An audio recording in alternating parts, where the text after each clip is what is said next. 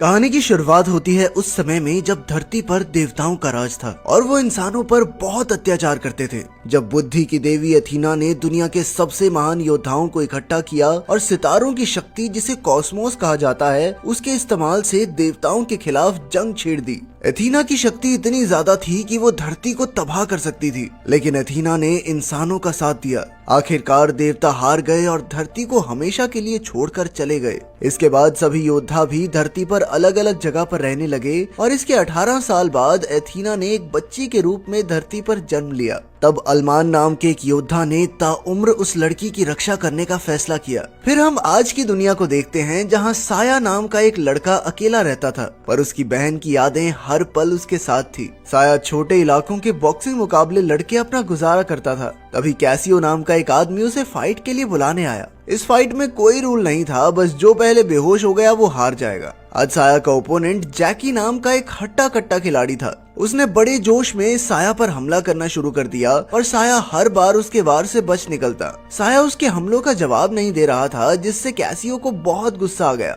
और उसने रिंग में घुसकर जैकी को बेहोश कर दिया और फिर खुद साया से लड़ने लगा। उसने साया को बहुत बुरी तरह पीटा, जिससे वो बेहोश होने ही वाला था कि अचानक उसे अपनी बहन का चेहरा याद आ गया और उसके शरीर से सितारों की शक्ति यानी कॉस्मोस निकलने लगी। उस पल साया के अंदर मानो पूरे ब्रह्मांड की शक्ति आ गई हो। वो कैसियो को एक ही लात में चित करके वहां से बाहर आ गया। जैसे ही वो बाहर निकला तो योद्धा अलमान उसका इंतजार कर रहा था। अलमान ने उसे कहा कि फाइट के दौरान उसे जो शक्तियां मिली इसकी खबर गरुड़ तक पहुंच गई होगी और वो अपनी फौज के साथ जल्द ही उसे लेने आ जाएगी। असल में गरुड़ अलमान की पत्नी थी, जो धरती पर मौजूद कॉस्मोस शक्ति वाले योद्धाओं को इकट्ठा करना चाहती थी। अब अलमान ने साया को अपने साथ चलने को कहा, पर तभी वहाँ गरुड़ के आदमी आ गए। अलमान और साया वहाँ से भागे और अलमान के साथ ही माइलॉक ने गार्ड के आदमियों पर हमला कर दिया, लेकिन उन पर गोलियों का कोई असर नहीं हुआ। खैर, अलमान और उसके साथी वहां से भाग निकले और पीछे गरुड़ की फौज उन पर मिसाइल से हमला करने लगी। असल में वो साया के पीछे पड़े थे, पर खुशकिस्मती से वो एक सुरक्षित जगह पर आकर रुक गए। साया को कुछ समझ नहीं आ रहा था और तभी अचानक माइलॉक ने उसे एक इंजेक्शन से बेहोश कर दिया। इससे साया एक बार फिर से बचपन में चला गया, जहाँ वो अपनी बड़ी बहन पेट्रिसिया के साथ था। उसने पेट्रिसिया के लॉकेट को छुआ और उसमें से अद्भुत कॉस्मोस शक्ति निकली, जिसकी भनक गरुड़ को लग गई और उसकी फौज उनके घर में आ घुसी। इससे पहले पेट्रिसिया ने साया को वो लॉकेट देकर अलमारी में छुपा दिया था। फिर बाद में गरुड़ के आदमी उसे पकड़ कर ले गए और तब से साया अपनी बहन को ढूंढ रहा था। खैर, फिर साया की आंख खुली तो वो अलमान के घर में था। उसे कुछ समझ नहीं आ रहा था, इसीलिए उसने अलमान को सब कुछ सच बताने को कहा। अलमान ने कहा कि देवी अथीना का पुनर्जन्म हो चुका है और उसकी रक्षा करने का जिम्मा अब साया पर है। पर साया के कुछ भी पल्ले नहीं पड़ा। तब अलमान ने कहा कि गरुड़ ने बचपन में ही साया की कॉस्मोस शक्ति पहचान ली थी और उसकी बहन ने खुद गरुड़ के साथ जाकर साया की जान बचाई। तभी वहाँ सायाना नाम की एक लड़की आई, जो असल में देवी अथीना का पुनर्जन्म थी। अलमान ने बताया कि गरुड़ सायाना को मारकर उसकी शक्तियाँ छीनना चाहती है, मगर साया को उनकी किसी बात पर विश्वास नहीं था। खैर, बाद में खाना खाते हुए अचानक चारों ओर अंधेरा हो गया और सायाना के शरीर से कॉस्मोस की जबरदस्त शक्ति निकलने लगी। तभी अलमान ने वहां आकर साया को सायाना से दूर किया, क्योंकि एक देवी की शक्तियां अगर बेकाबू हो गई तो आसपास का सब कुछ तबाह हो सकता है। तब ये भी खुलासा होता है कि कैसियो असल में गरुड़ का ही आदमी था और उसने ही गरुड़ को बताया था कि साया के अंदर कॉस्मोस शक्तियां हैं। उधर सायाना और साया बातें कर रहे थे तो सायाना ने उसे बताया कि बचपन में अलमान और गरुड़ ने उसकी जान बचाई थी। अलमान ने उसे पिता की तरह पाला पोसा, पर गरुड़ को लगता था कि सायाना के अंदर एथीना की शक्तियां हैं जो पूरी धरती को तबाह कर सकती हैं। इसीलिए उसने अलमान को धोखा दिया और अपनी फौज बनाकर सायाना को मारने की कोशिश में जुट गई। खैर, फिर सायाना ने कहा कि जब तक उसकी सारी शक्तियां जाग नहीं जाती और वो पूरी तरह देवी अथीना का रूप नहीं ले लेती, तब तक साया को उसकी रक्षा करनी होगी। फिर अगले दिन साया को एक आइलैंड पर लाया गया, जहां उसकी शक्तियां पूरी तरह जागृत करने के लिए ट्रेनिंग होने वाली थी। साया को एक ऊंचा पहाड़ चढ़कर मरीन नाम के एक योद्धा तक पहुंचना था, जो वहां पर उसे ट्रेनिंग देने वाला था। अब साया जबरदस्त तूफान में भी जोर लगाकर पहाड़ चढ़ने लगा। मरीन ने कहा कि उसे अपनी शक्तियां जागृत करके मरते दम तक देवी अथीना की रक्षा करनी होगी, मगर साया का असली मकसद तो अपनी बहन को ढूंढना था। जब मरीन को इस बात का पता चला तो उसने साया को ट्रेनिंग देने से इनकार कर दिया, पर साया ने जैसे तैसे उससे आखिरी मौका मांगा। मरीन मान गया और उसे एक पत्थर तोड़ने को कहा। साया से ये नहीं हो पाया तो मरीन ने उसे ध्यान लगाकर अपने अंदर मौजूद कॉस्मोस को महसूस करने को कहा, लेकिन अब भी उसकी बहन की यादें उसे ध्यान लगाने नहीं दे रही थी। उधर गरुड़ ने अपनी खास जादुई शक्ति से कैसियो को एक अनोखा आर्मर सूट दिया, जिससे वो बेहद शक्तिशाली हो गया।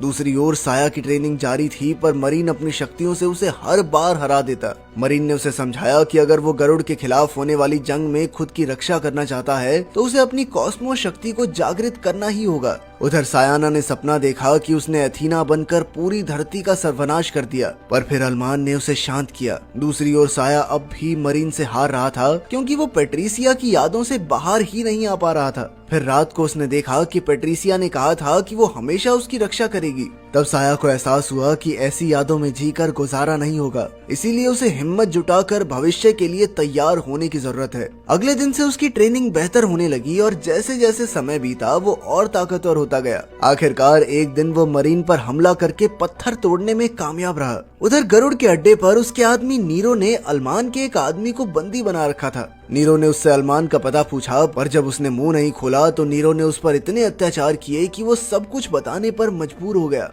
इधर आइलैंड पर साया ने पूरा ध्यान एकाग्र करके अपने अंदर मौजूद कॉस्मोस शक्तियों को जागृत कर लिया, जिसके सहारे उसने एक बड़ी चट्टान को भी चकनाचूर कर दिया। तभी अचानक उसका लॉकेट एक बक्से में बदल गया और फिर उसके शरीर पर एक जबरदस्त रक्षा कवच आ गया। उसी पल उसके सर में बहुत तेज दर्द हुआ और उसने देखा कि जब गरुड़ पेट्रिसिया को बंदी बनाकर ले जा रही थी उस वक्त अल्मान भी वहाँ मौजूद था। तब उसे एहसास हुआ कि अल्मान भी उसकी बहन को अगवा करने में शामिल था और वो अब तक उसे बेवकूफ बना रहा था। तब साया गुस्से में आइलैंड से निकलकर अल्मान के घर आ पहुंचा और तुरंत उस पर हमला बोल दिया। उसी वक्त माइलॉक और सायाना ने अल्मान को बचाया और सायाना साया को लेकर बाहर आ गई। उसने साया को बताया कि अल्मान ने पेट्रिसिया को सिर्फ सायाना की खातिर अगवा किया था। असल में बचपन में सायाना अपनी कॉस्मोस शक्तियों पर काबू नहीं रख पाती थी और उसने गलती से अपनी माँ गरुड़ को जख्मी कर दिया था।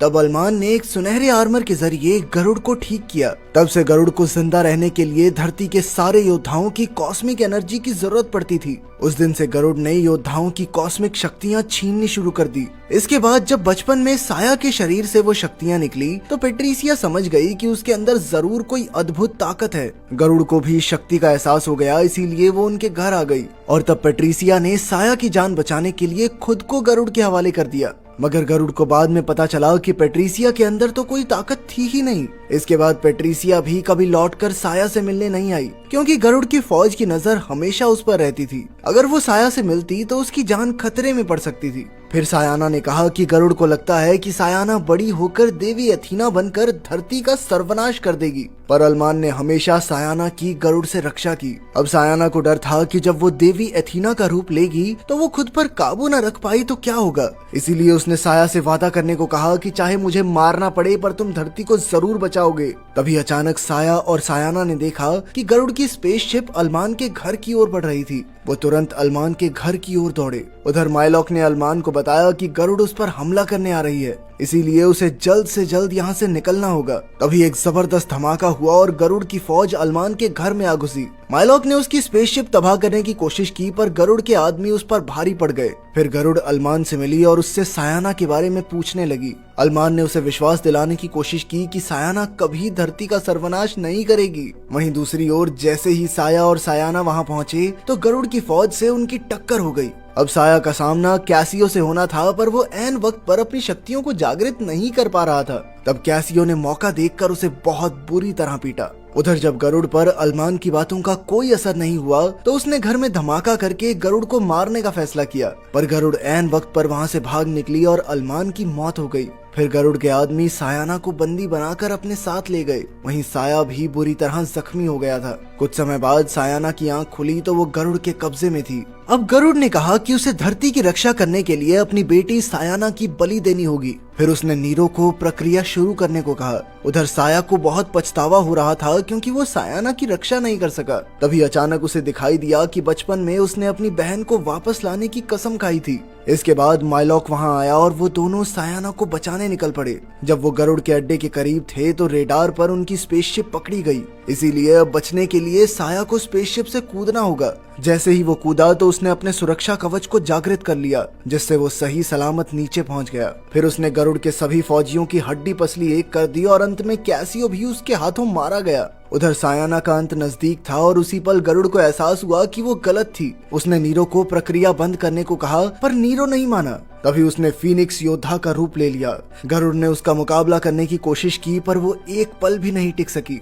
वो गरुड़ का काम तमाम करने ही वाला था कि साया वहां आ पहुंचा और दोनों योद्धाओं के बीच जबरदस्त युद्ध शुरू हो गया। उसके हमले इतने खतरनाक थे कि आसपास की बिल्डिंग्स तक तबाह होने लगी। उधर गरुड़ ने जैसे तैसे सभी मशीन्स बंद करके सायाना की जान बचाने की कोशिश की, मगर उसी पल चारों ओर तेज रोशनी का प्रकाश हुआ और सायाना के शरीर ने देवी अथीना का रूप ले लिया। फीनिक्स योद्धा ने उस पर वार करने की कोशिश की, पर अथीना ने उसे हवा में उड़ा दिया। अथीना की शक्तियां इतनी ज्यादा थी कि सायाना अपने आप पर काबू नहीं कर पाई और जल्द ही उसके आसपास की दुनिया नष्ट होने लगी। उसकी बढ़ती शक्तियों से धरती सर्वनाश की ओर बढ़ रही थी कि तभी साया को अपना वादा याद आया और उसने सायाना से कहा कि तुम्हें अपनी शक्तियों पर काबू करना होगा, ठीक वैसे ही जैसे तुमने देवताओं के खिलाफ युद्ध में किया था। उस युद्ध में जैसे तुमने इंसानों की रक्षा की थी, ठीक वैसे ही तुम्हें खुद पर काबू करके आज पृथ्वी को बचाना होगा। ये सुनकर सायाना को अपनी असली कहानी याद आई और वो अपनी शक्तियों पर काबू करने में कामयाब रही। आखिरकार तूफान थम गया और साया ने उसे अपनी बाहों में उठा लिया।